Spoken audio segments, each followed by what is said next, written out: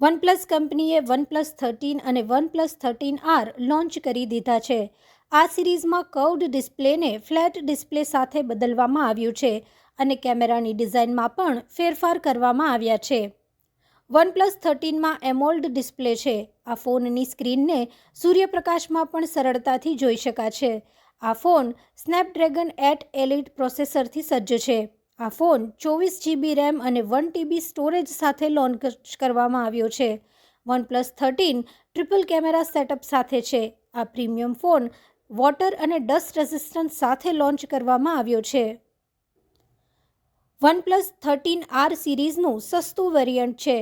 તે 6.7 ડિસ્પ્લે સાથે લોન્ચ કરવામાં આવ્યું છે, જેમાં Oppo crystal shield glass protection છે.